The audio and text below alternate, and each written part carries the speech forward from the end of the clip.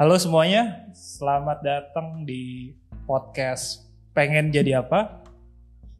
Di podcast ini ada gua sama Ani, kita bakal ngobrol soal beberapa profesi dan kita bakal kedatangan tamu yang berkaitan dengan profesi tersebut. Dengan harapan abis dengerin lu jadi tahu lu pengen jadi apa. Itu harapan. Iya. Oke.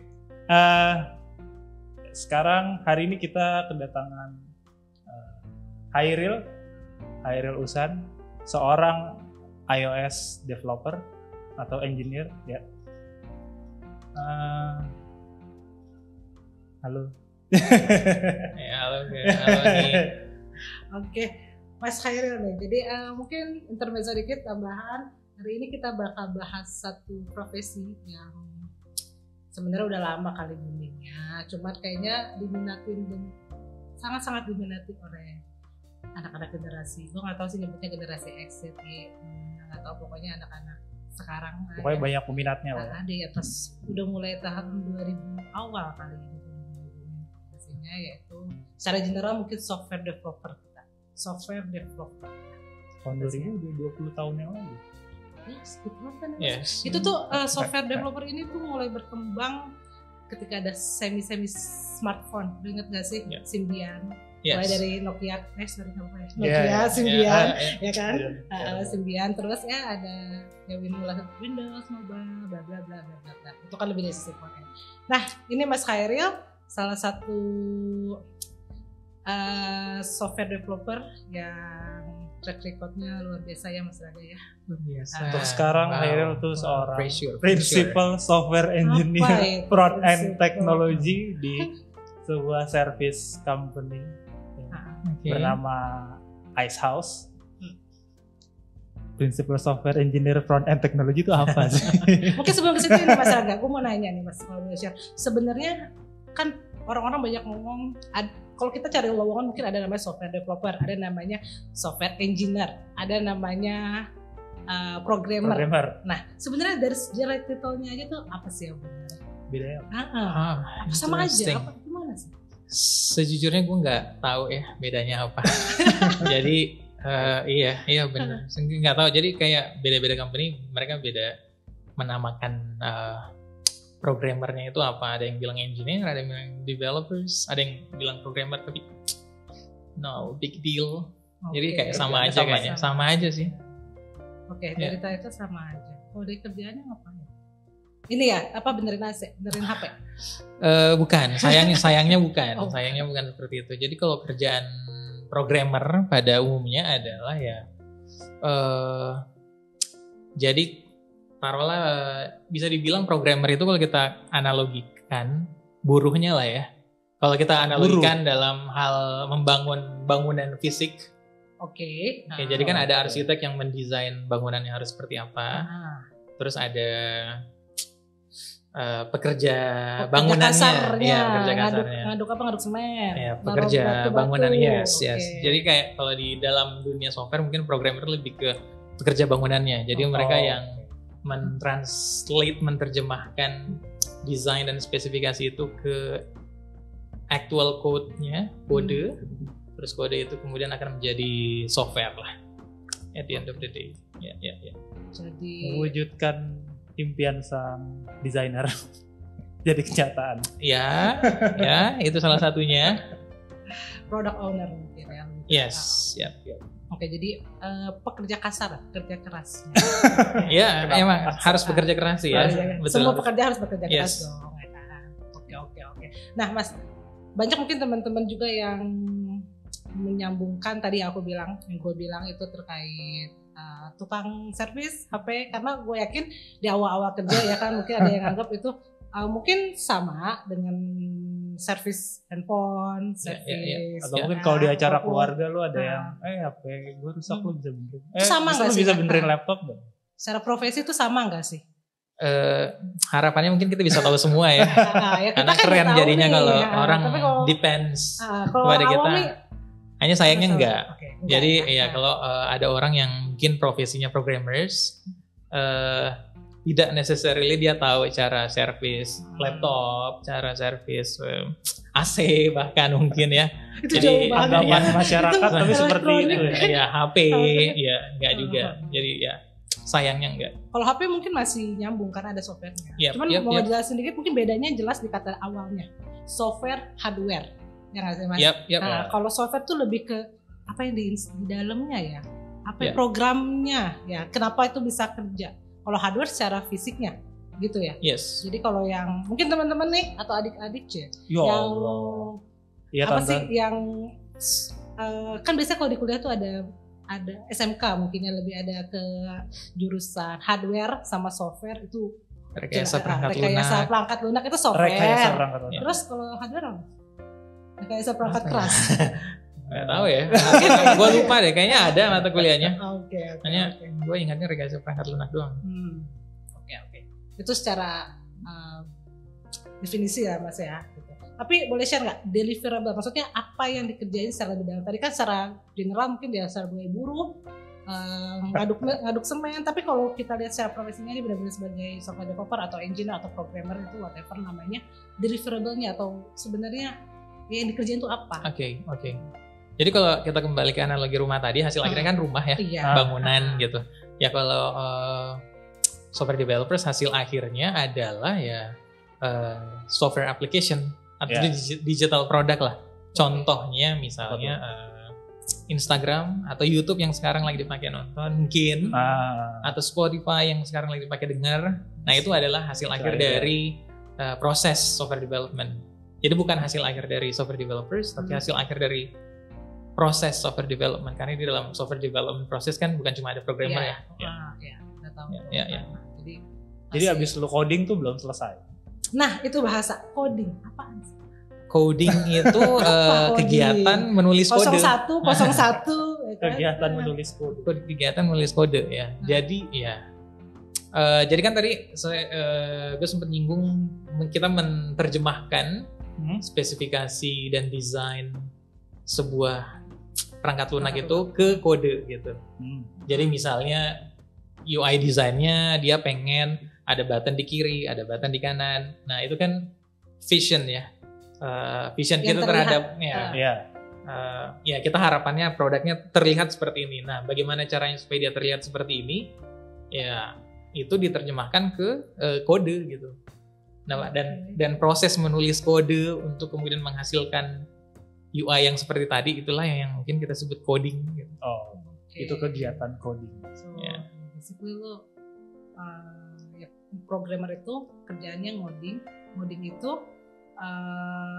Nulis kode. ya nulis kode, ya bener sih nulis kode, Ya, lo agak pakai apa namanya? Agak Pokoknya lo kayak ngomong sama komputer lo biar bikin tampilannya harus kayak gini ya, Iya, gitu ya. iya. Gimana caranya? Oke. Jadi kode itu kayak semacam bahasa yang kemudian akan dimengerti oleh komputer lah. Itu pakai bahasa spesifik ya, nggak Iya. bisa kan lo pakai bahasa kayak gini nih. Iya, Keluarin dompet lo, nggak Iya. bisa kan? Komputer nggak ngerti Nggak gitu. ngerti. Jadi kita ada certain rules yang komputer mengerti. Oh kalau kita kasih tahu ini, komputer tahu harus ngapain. Itu ada ilmunya lagi kan. Oh, oke. Kita biasanya anak-anak IT itu nyebutnya programming language. Yap. Banyak lah ya. Gitu kan. Salah satunya Mas Khairul ini sekarang itu sebagai iOS tadi kan. Berarti Berarti untuk platform beda lagi, lo harus pakai bahasa yang beda. Yap.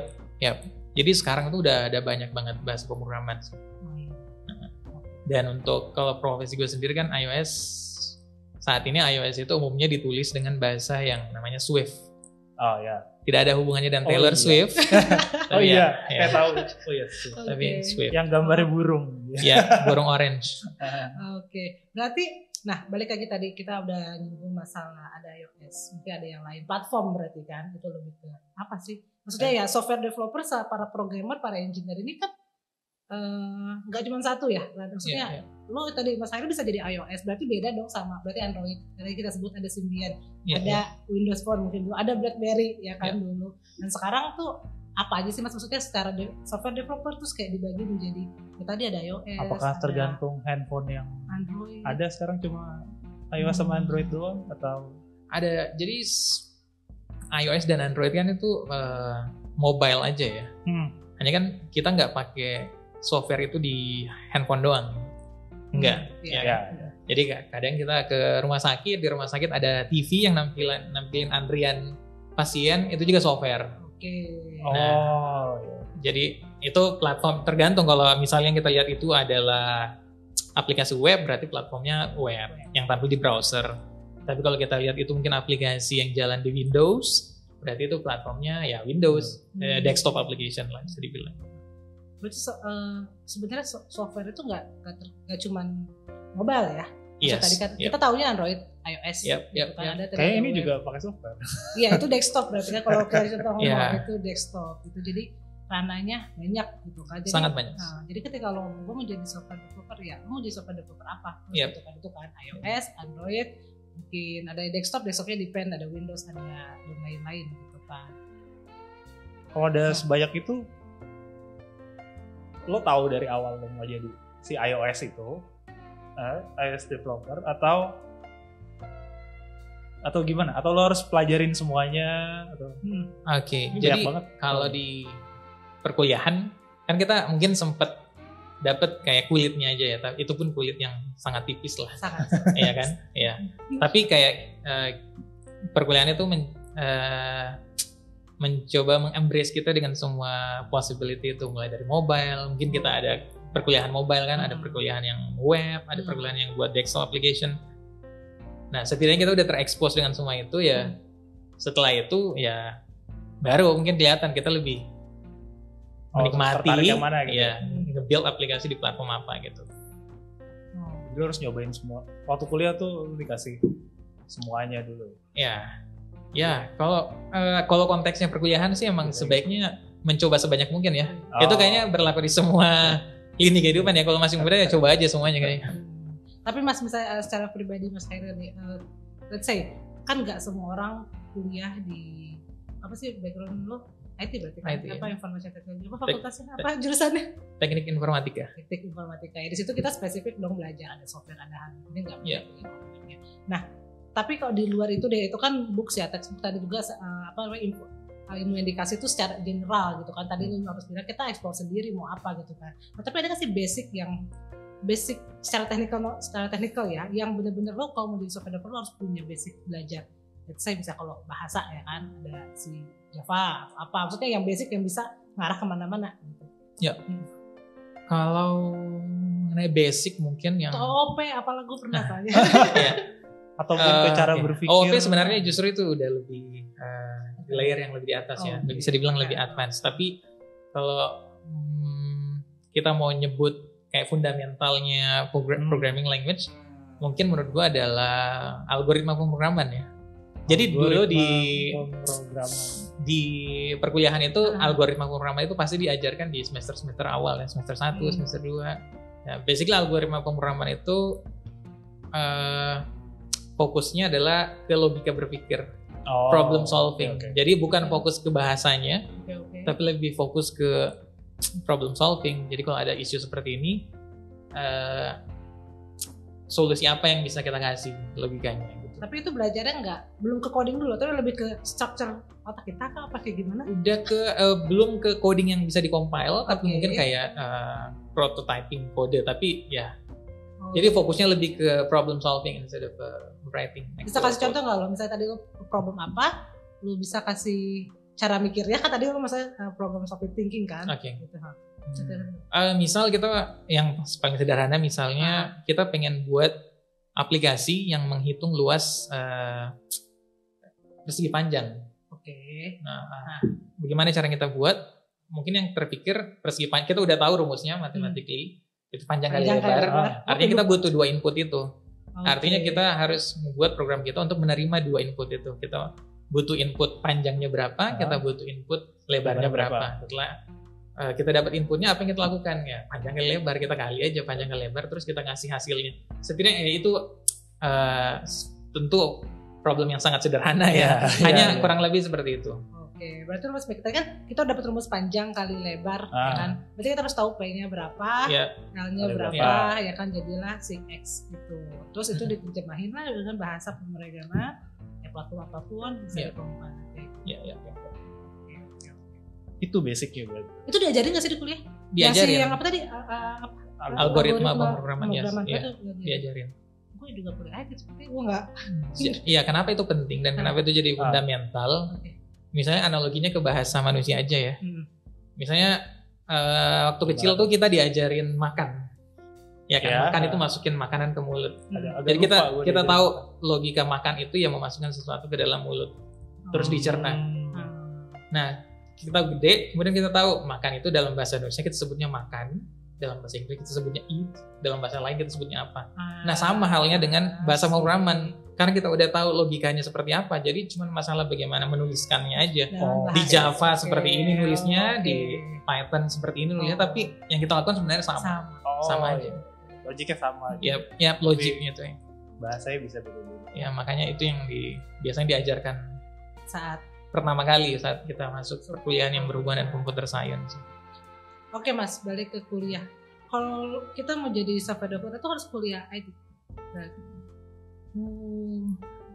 Lu kan kuliah dulu, IT. Dulu mungkin waktu resource masih terbatas, artinya resource cuma bisa diakses oleh orang-orang tertentu, mungkin iya ya. Kayak jadi lu untuk akses resource yang berhubungan dengan software development ya lu mesti harus kuliah perkuliahan yang berhubungan dengan itu. Tapi kayaknya sekarang lu udah bisa akses dari YouTube, ada banyak sekali YouTube channel yang ngajarin basic programming, kayaknya enggak serta-merta harus di perkuliahan juga sih. IT. Jadi ya orang-orang bisa belajar sendiri juga bisa. Iya. Nah, apa? Nah ya tadi lu bilang yang penting tuh siapa? Algoritma atau logiknya. Gitu. Iya. Apakah karena itu? Maksud lu kita harus bagus itu makanya jadi bisa.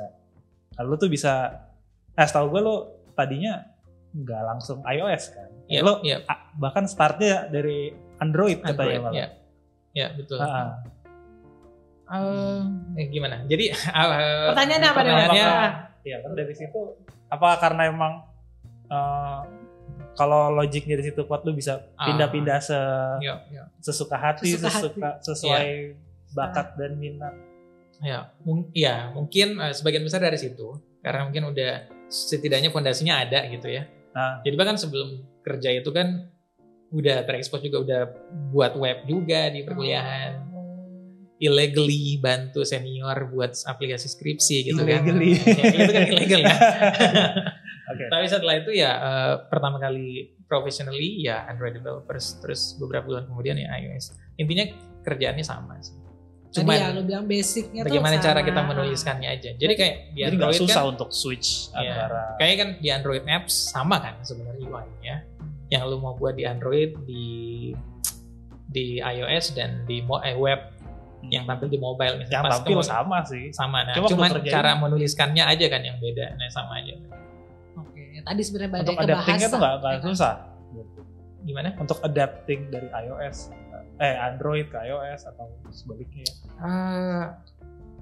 Lumayan sama aja kayak belajar bahasa baru ya.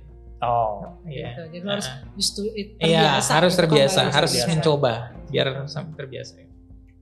Oke, kita tadi ngomongin cuma mobile Android iOS. Kita tahu nih, karena kita backgroundnya, gue sama lu sama backgroundnya IT. Iya. Ada satu lagi sebenarnya backend. Itu udah beda kan. Setahu gue sih itu gue cukup beda. Tadi lu bilang Android iOS. Backend tuh ngapain? Sama. Terus satu lagi backend. Nah kalau backendnya ini ngapain? Kalau frontend mungkin maksudnya misalnya tadi lebih ke nampilin ya kan kita si software developer frontend ini tanggung jawab buat nampilin ke user tuh kayak kita usernya pakai gitu kan. Kalau si backend ini ngapain? Jadi dia masih buruh juga kan sebenarnya. Ya kan? Masih. Jadi tidak lebih terhormat daripada frontend. Jadi masih di level yang sama. Masih di level yang sama. Jadi kalau kita buat aplikasi yang cuman front end doang, artinya aplikasi kita cuman bisa hidup di device-nya si user aja kan, kemungkinan besar. Taruhlah kalau cuma bisa hidup. Taruhlah misalnya gue bikin Instagram, tapi cuma ada front end-nya doang. Nah, itu interface maksudnya kan? Iya, gitu ya? cuma ada aplikasi yang bisa diinstal di Android atau di iPhone-nya doang. Oke lah, lu bisa take foto pakai aplikasinya, terus pada saat lu terus lu take foto, terus fotonya gue tampilin lah, taruhlah di Instagram itu. Tapi gimana caranya foto yang lu take itu bisa tampil juga di Instagram yang ada di HP-nya Ani misalnya. Nah artinya kan foto lu itu mesti dikirim kan ke HP-nya Ani ya, gitu kan. Nah komunikasi dua device ini yang biasanya diperantarai oleh si back-end. Jadi si back-end nanti akan ngebuat semacam jembatan lah bisa kita bilang. Jadi data foto yang tadi akan diupload dulu ke aplikasi back-end yang jalannya di server. Server. Jadi bukan jalan di mobile phone, ya. Di jalannya. Jadi ada physical server lah bisa kita bilang. Aplikasinya jalan di situ. Foto dari Raga diupload ke situ. Nah, nanti Instagram dari HP-nya Ani cuman perlu nanya ada nggak foto baru gitu di server kita. Nanti karena server kita tahu, oh ada nih fotonya si Raga nih, dikasih lah. Jadi. Nah semua software itu pasti ada dua itu mas. Perlu tadi front perlu end, back end apa sebenarnya tergantung bisa terpisah, bisa satu. Tergantung ya. Jadi misalnya kalau kita taruhlah misalnya kita bikin aplikasi untuk nge-track expense pengeluaran. Kita cuma butuh datanya ada di HP kita aja, berarti kan nggak butuh back end. Kayak kalkulator gitu nggak usah. Tapi kalau misalnya kebutuhannya meningkat dari expense-nya mau kita share ke anggota keluarga kita. Jadi ada suami, istri mau nge-share expense. Artinya kan perlu jembatan tadi lagi. Perlu back-end aplikasi lagi untuk jadi datanya disimpan di back-end. Jadi semua usernya bisa mengakses data yang sama gitu. Jadi back-end itu sebenarnya kasarnya kalau gue nangkap tadi lebih ke dia sebenarnya aplikasi juga, software juga sama software back-end yang bakal dipakai sama front end. Ya, gitu ya. Jadi tadi kan gue nanya semua aplikasi harus ada front end sama back endnya apa enggak, tapi tergantung kan. Tergantung jenis aplikasi. Jadi ada yang bisa pakai back end, ada yang enggak. Nah gue mikir berarti aplikasi itu ditentukan ada back end apa enggak kalau dia data membutuhkan apa ya, data yang bakal banyak di-share atau kayak gimana? Cuma tergantung itu doang. Atau kalau konsumsi sendiri ya udah nggak perlu back end. Iya, jadi iya sih kemungkinan besar karena ada data yang perlu kita share aja. Ada data yang perlu diolah lah kasarnya gitu ya. Data yang olah terus jadi situ dibutuhkan back end untuk mengolah data itu apapun yang bakal diolah gitu. Terus juga dulu kan resource front end itu kan kalau dibanding HP-HP yang dulu ya, resource mobile device itu kan sedikit kan. Nah, kemudian resource kayak memori, CPU, iya kan. Itu hardware yang iya. Jadi mungkin kalau tipe aplikasinya membutuhkan pemrosesan data yang lebih ribet daripada itu, mungkin di zaman sekarang mungkin ada machine learning yang harus dijalankan berdasarkan data itu, mungkin agak berat kalau kita jalankan di handphone. Jadi data itu dikasih ke aplikasi backend, terus aplikasi backend kemudian mungkin ya akan melakukan pemrosesan data yang ribet itu karena server kan CPU-nya gede, memorinya gede, jadi dia lebih leluasa untuk menjalankan proses-proses yang lebih mahal bisa dibilang. Oke mas, tadi kita udah ngegali sebenarnya software developer itu apa. Kalau yang gue tangkap berarti ya software developer itu yang tadi kasarnya buru ya kan ngerjain. Terus yang gue tangkap juga ada dua lah, kasarnya ada back end sama front end. Dan di luar itu kan yang gue tahu nih mas ya sebagai orang bukan developer. Iya. Selain itu ada lagi nggak sih? Maksudnya di luar kerjaan tadi lu software developer ngoding, bikin di front end, bikin di back end, bikin aplikasi lah, bikin software, ada nggak sih di luar itu? Maksudnya tapi di ranah lingkup software developer tapi bukan back end bukan front end gitu loh. Ya. Ada nggak sih? Kayaknya sekarang makin banyak ya. Jadi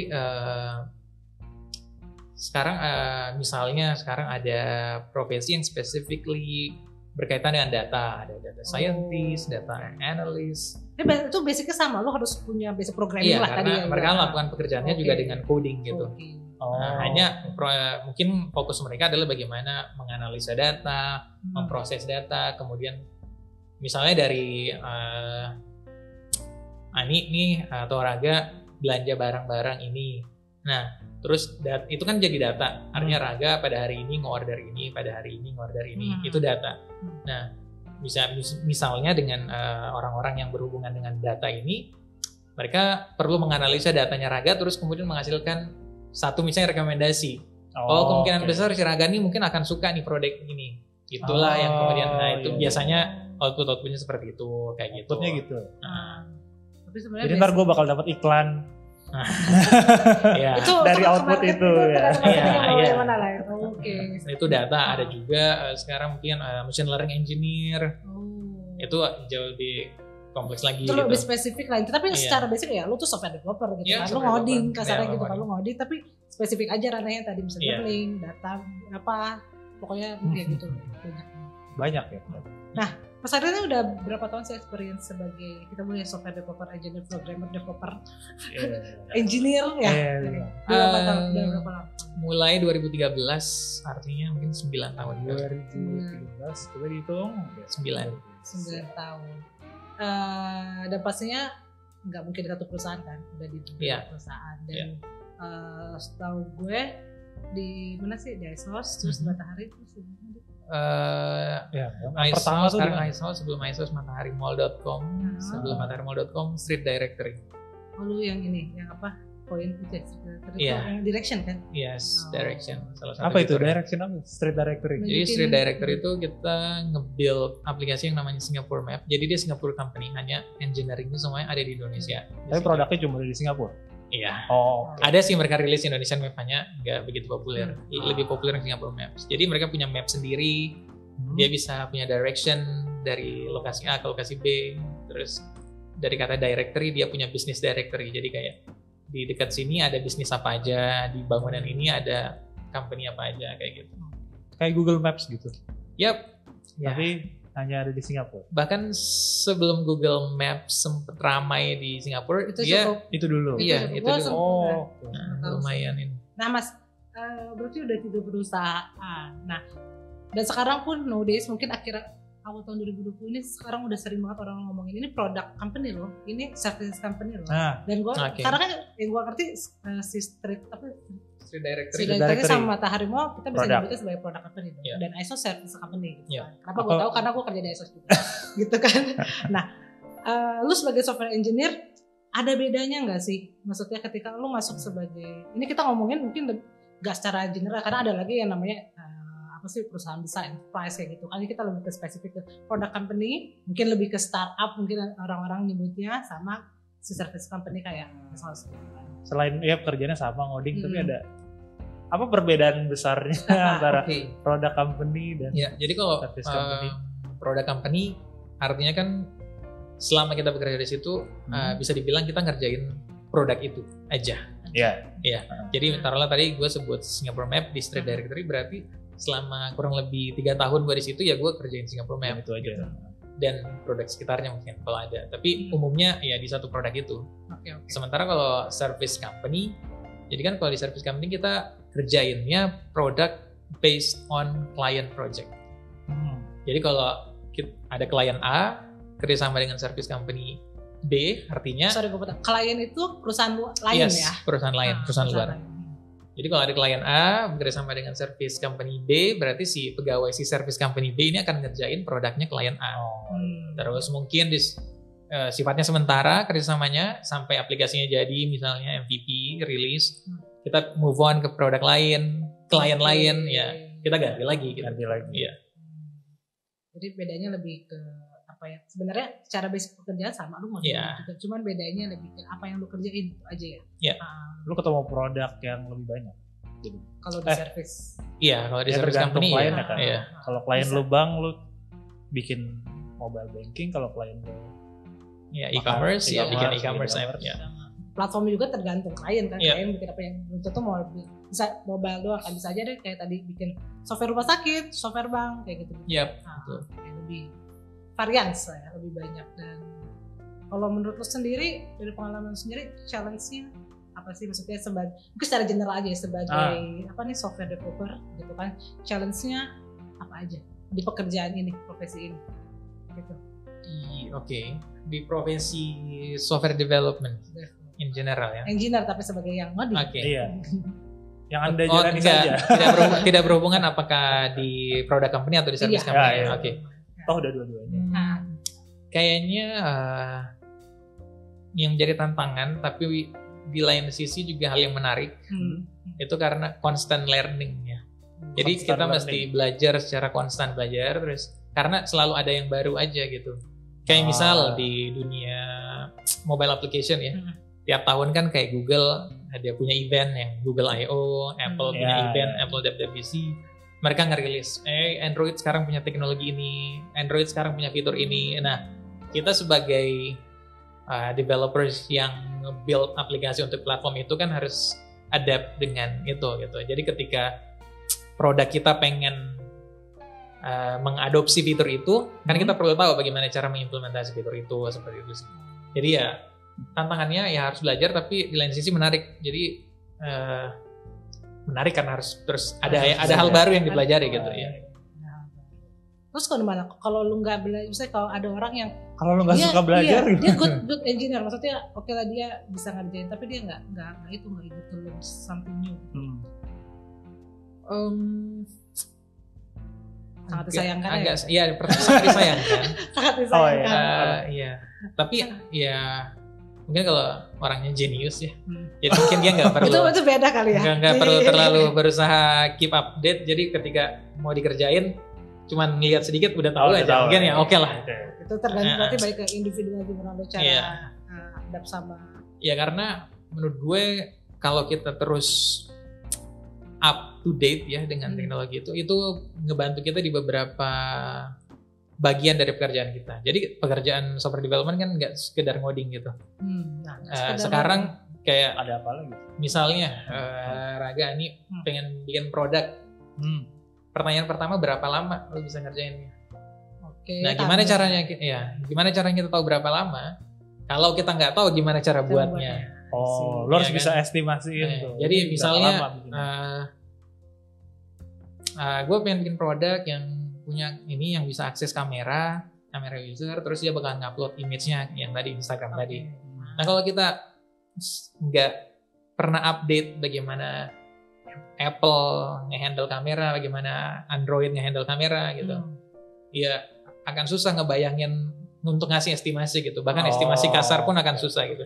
Tapi kalau kita ada the back of our mind, kita tahu cara pengerjaannya seperti ini. Jadi kemungkinan berarti gue kira ngerjainnya berapa lama. Maksudnya lu bisa berasumsi lah. Iya, berasumsi. Walaupun belum tahu detailnya gimana nanti ngodingnya, tapi secara tadi logiknya atau tas-tasnya kan udah kebayang. Bisa ngira-ngira lah ya. Sampai. Oke, tadi lu mention software developer itu nggak ngoding aja. Nah ini gue mau arah ke berarti kayak ada apa ya namanya juga level ya, kayak apa sih namanya? Lu software developer, terus kayak lu sendiri sekarang title-nya apa? Prinsipal. Lalu boleh ini nggak? Jadi kayak panjang lah itu. Apa itulah pokoknya sequence. Apa perbedaan gue harus nyontek kalau lihat title dia.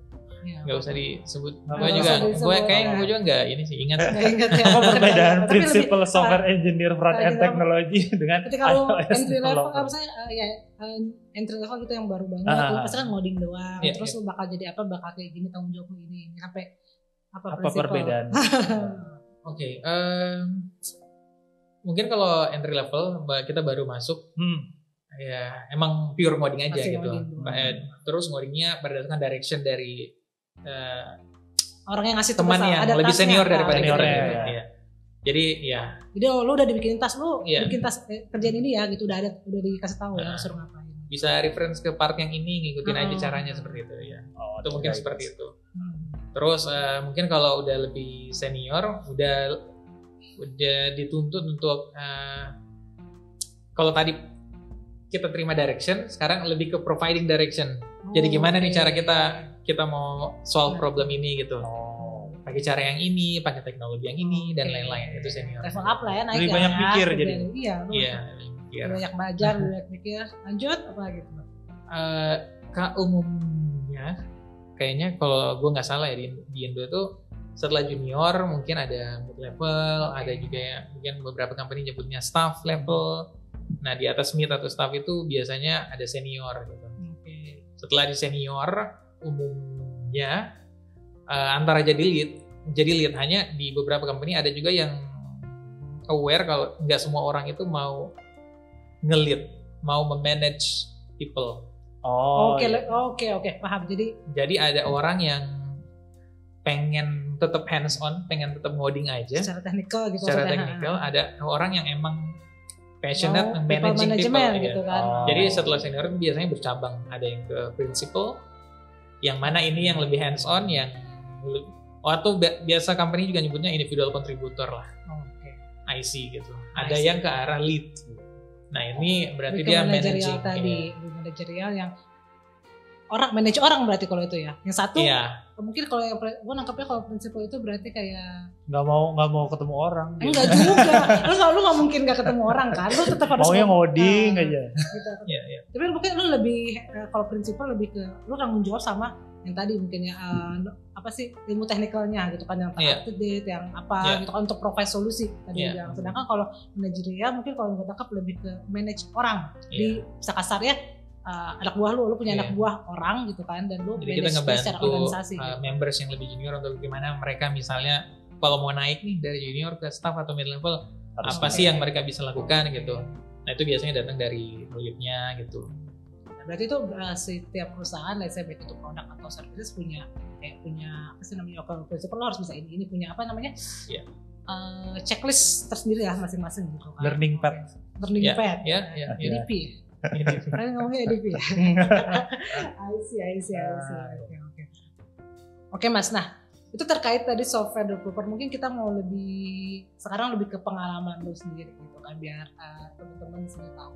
Nah lu udah berapa tahun, 9 tahun tadi kan berkarir, profesional karir sebagai software developer atau engineer itu.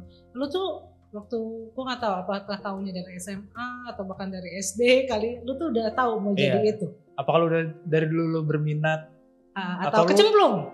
Kan ada yang dari kecil sukanya main game komputer gitu tuh. Nggak kecemplung sih, untungnya sih nggak kecemplung. Jadi dulu itu kelas 3 SMA ya, udah mau jadi di lingkungannya itu bukan lingkungan yang dekat sama komputer gitu. Komputer itu barang langka. Bahkan di sekolah dulu itu ada lab komputer, tapi isinya cuma 10 komputer. Tapi siswanya ada 30. Jadi satu komputer itu tahun berapa tuh? SMA 2006-2009 di Sulawesi.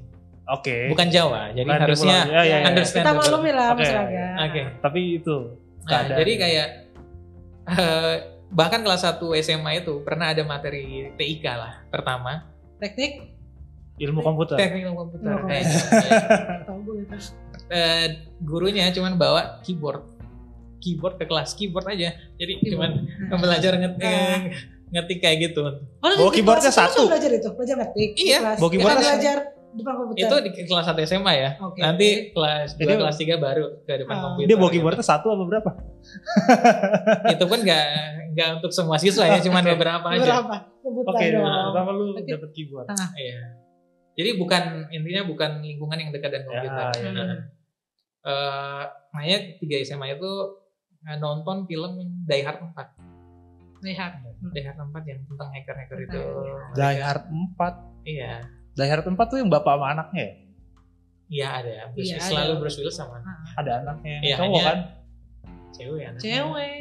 Yang Die Hard mana ada tuh? Itu Die Hard yang baru, yang terakhir. Itulah, lanjut Mas. Gue ngerasa satu lagi Die Hard 4 dia masih SMA. Bruce Willis bareng satu Pharrell Matthew gue masih katanya. Itu hackernya lah gitu. Iya, gue ingat iya. Terus keren. Yang nge-hack lampu merah dan segala macam itu. Iya, pasti. Jadi dari inspirasi. Kayaknya keren sekali ya. Orang yang ngerti komputer nih. Jadi lu mau jadi hacker? Sempet terinspirasinya dari situ gitu. Hacker tuh sebenarnya another title buat si software developer juga, ya kan? Sama lah. Jadi dulu udah menjadi sebenarnya software developer. Tinggal di ini aja, diarahkan itu kan tergantung arah kan. Iya, jadi ya mungkin lebih karena ke situ inspirasi dari itu. Jadi lu mau kuliah? Bahkan dulu itu opsinya adalah jadi gua ini sekolahnya di Sulawesi Tenggara, SMA-nya. Nah di universitas terbesar di Sulawesi Tenggara itu baru ngediriin fakultas kedokteran. Terus mereka minta perwakilan dari masing-masing SMA yang mereka bilang berprestasi untuk mencoba masuk ke fakultas kedokteran angkatan pertama mereka. Tapi karena gue pengen informatika, gue nggak ambil kesempatan ini. Calon dokter sebenarnya. Oke. Luar biasa. Ya. Berarti harus pintar dari waktu sekolah. Kalau mau jadi Enggak juga sih ya. Oke, itu karena kebetulan ya tadi program sekolah kan, yang maksudnya ya itulah nggak harus pintar. Ya, pokoknya ya lu kan harus tes ya masuk universitas. Setelah pas lu masuk ya udah ya kan, gitu kan. Iya. Gue lupa tadi gue nanya apa. Karena takutnya seseram itu untuk jadi programmer, lu harus pintar di sekolah, pintar matematika. Lo serem mas jadi programmer? Enggak, maksudnya barrier-nya kayak gitu. Kalau mau jadi desainer kan lu nggak harus pintar matematika kali ya. Enggak juga sih, enggak harus matematik enggak. Enggak ada keharusan seperti itu. Menurut gue enggak ada. Untuk bisa sampai di level ngebuat digital product, ngebuat software application enggak harus jago matematika. Mungkin ya kalau kita alurin dari pet dari sekolah mungkin iya kayak lu harus IPA, iya, harus kan? masuk IPA lu harus gitu. masuk fakultas komputing gitu. Kan harus IPA kalau kita ngambil petnya pendidikan ya. Tapi kalau yang tadi Mas Fede bilang kan sekarang udah banyak platform, maksudnya ya kayak YouTube, terus banyak kursus-kursus kan programmer kan, jadi nggak harus masuk IPA, tetap bisa jadi programmer kalau emang software developer gitu kan. Takutnya lu berminat ke software developer tapi lu nggak masuk IPA gitu. Jadi harapan belum putus lah ya, walaupun itu terjadi. Lu harapan belum putus, tapi kita bisa bilang mayoritas ketika jalan lu belok dikit dulu ya. Tapi ketika kita ngomongin lu cari kerja nih ya kan. Untuknya misalnya ketika di awal deh jangan sekarang, sekarang lu udah banyak experience gitu. Kalau baru lu cari kerja sebagai software developer, misalnya oke lah front end atau back end software developer kan. Enggak menutup kemungkinan orang yang bakal interview perusahaan yang melihat dulu kan background lu apa gitu kan. Misalnya background lu accounting kah ya kan, lu IT kah. Gue yakin zaman sekarang pun masih seperti itu ya nggak sih? Iya, jadi ini menarik nih kalau di software development. Jadi walaupun misalnya background lu, apalagi khususnya untuk fresh graduate ya. Iya, yang fresh graduate. Jadi kalau misalnya lu lulusan ekonomi gitu, tapi daftar jadi junior iOS engineer gitu. Kalau barrier untuk junior harusnya nggak tinggi ya. Dan itu memungkinkan aja, sangat memungkinkan bahkan. Apalagi kalau lu udah tahu ngoding gitu ya. Lu tahu ngoding tapi mungkin kuliah lu ekonomi aja gitu. Tapi lu tahu dan suka ngoding. Nah, biasanya tuh kan kalau di software developer itu paling tes pada saat lu apply, lu bakalan dikasih semacam online test aja. Oke. Jadi itu iya, enggak itu salah ya, cara termudah buat company tahu lu bisa ngoding atau enggak sih. Oke. Simpelnya gitu ya. Gitu. Kalau lu bisa ngoding ya udah. Iya. Ya lu walaupun next lah ya, lu bisa next karena ya enggak title enggak terlalu ini sih, enggak terlalu penting ya. Di iOS, di pemrograman di software development ini kali ya. Sama ini kali ya Mas, ketika orang itu emang tadi misalnya orang tuh dari ekonomi, kalau emang dia yakin, biasanya orang tuh punya portofolio ya. Lu taruh aja gitu kan di portofolio biar ketahuan gitu kan. Oh dia pernah bikin aplikasinya aja. Oh iya. Tapi mungkin fresh graduate belum punya. Ada banyak cara juga sih sebenarnya menarik perhatian recruiters. Khususnya misalnya untuk apa tuh? Kan tantangannya kadang orang bertanya recruiters itu kan tertarik kepada orang yang berpengalaman kan. Bagaimana dengan fresh graduate yang belum punya pengalaman gitu. Kalau sekarang kan ada banyak platform untuk kita nge-showcase skill kita gitu. Kalau di designers, bahkan mungkin kalau lu punya Instagram account, lu posting aja semua UI yang lu desain di situ, mungkin lu bisa refer ke account Instagram terus atau Dribbble kan kayak gitu kan. Nah sama di software developer pun seperti itu gitu. Ada GitHub, jadi lu bisa ngasih ini akun GitHub gue udah pernah buat seperti ini. Ya. Jadi setidaknya rekruternya ada gambaran, orang ini bisa ngoding gitu. Show off dikit lah. Iya. Maksudnya tunjukin lu tuh bisa apa. Gitu. Kalau itu show off in a good way dan emang dianjurkan. Kayaknya kalau kita sedang ini ya. Tapi emang kayaknya masih ada juga company yang lihat ini ya alma mater ya. Iya. Jadi harus harus iya mungkin yang lulusan UI masih lebih UI keren nih kayak gitu. Karena lebih ya dari alma maternya lebih terpercaya gitu ya mereka gitu kan. Oke. Kalau gue masih tinggal last question dari lu ada nggak? Last question. Kalau gue dari gue. Lo ada yang nanya lu sebelum gue deh. Ya udah. Kalau itu nggak jadi last juga nggak apa-apa kan? Hmm? Kalau itu nggak jadi last question juga nggak apa-apa kan? Yes. Tapi biar penutupan aja maksud gue. Pertanyaan dari gue Mas, lu udah berkecimpung 9 tahun perusahaan, ya kan? Saya general aja. Rata-rata ya, jangan udah. Gue tahu soalnya dari perusahaan lu. Rata-rata nih untuk software developer kalau kita ngomong salary, gitu kan? Di range berapa sih Mas? Oke, jangan experience ya di Nah, gimana jangan? Jangan sebagai experiences gitu loh. Oke. Oh, kalau baru start. Baru start ya. Let's say ya tadi kita bilang nggak ada pengalaman. Bukan nggak ada pengalaman sih, minim. Yang pasti di atas UMR Jakarta kayaknya kalau Jakarta baru 3-4 Saat ini coba lu klik di situ. 4 saat ini ya, yang Empat pasti kali. dia harusnya kayaknya udah pada di atas 4, bahkan mungkin 2 kali lipat ya, dari itu sih. segitulah. Bahkan mungkin kayaknya junior bahkan udah di 7-8 ke atas. Bisa sebanyak itu Gue masuk, lu masih gue bukan karena developer sih. supply-nya sedikit atau emang beban kerjanya berat? Mungkin kalau itu nanya sekarang ya. Kalau sekarang kayaknya sih Kalau sekarang? kayaknya di angka segitu sih. Karena emang ya tadi punya kebutuhan ya. Supply-nya sedikit, masih sedikit kan? Atau Enggak juga sih, emang programmer makin banyak. banyak? Kayaknya udah jadi standarnya segitu sih. I'm not sure. Yang lu tahu. Nah, Mas, kalau kita lihat dari software developer apa sih namanya? Tuh nggak jadi terakhir kan? Iya kan nggak jadi terakhir. Tapi itu maksud gue menuju terakhir karena ini bakal closing maksud gue. Kalau dilihat dari apa sih?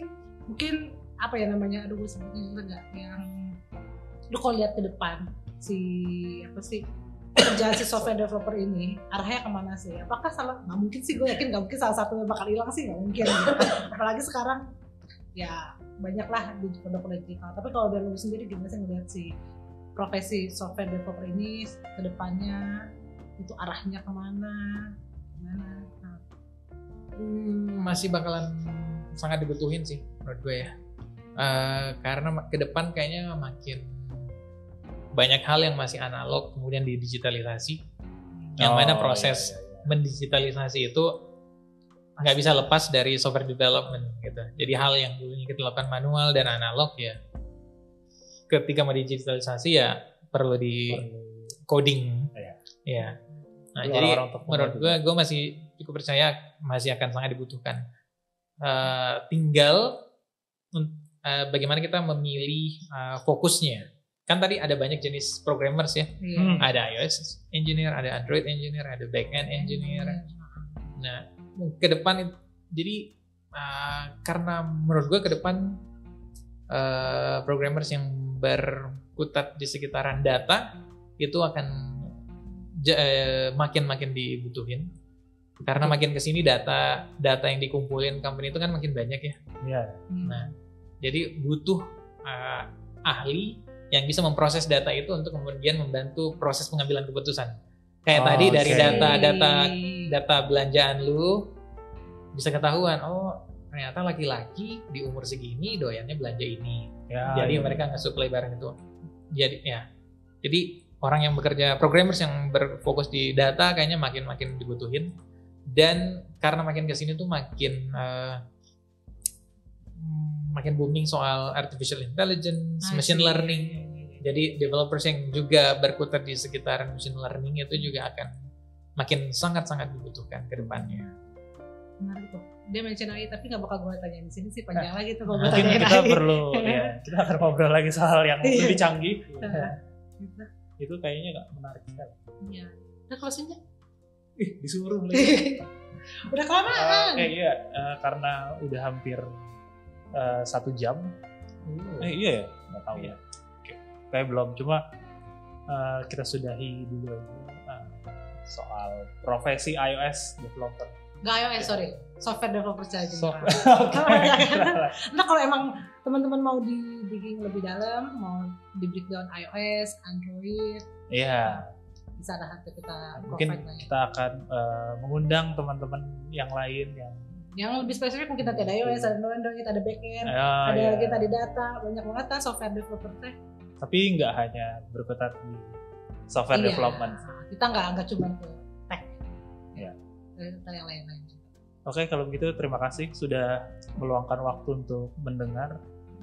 Sampai Thank you jumpa. juga Mas Khairil. Terima Thank kasih, you. Khairil. Ini episode pertama ya ini ya. Ya, ini adalah episode Terima pertama. kasih telah memilih saya menjadi klinik percobaan. Iya. Abis ini mau coba lagi dia lagi gitu Semua habis ini artificial intelligence bisa dirubah. Gua ini ambil course-nya dulu kali gitu. Gua prepare. Ambil course dulu luar biasa. Oh kan never stop learning. Never stop, sebenarnya Bukan asal apa. itu gak never Iya, stop iya. learning gitu. Itu jadi teringat sebuah kata-kata di tembok. Never stop learning. Oke. Ya mungkin bisa jadi ini quote di background kita kan. Never stop. Pengen jadi apa? Never stop learning. Ya, terserah lah kalau itu. Oke, terima kasih. Sampai jumpa Oke, thank you semuanya. kapan-kapan. Ini kita di YouTube ya. Kalau Oke. mau ada pertanyaan atau ada saran boleh tulis aja di komen. Thank you Mas Khairil, thank you Mas Khairil, thank you. Thank Gue you. sendiri. Oke, Bye. bye.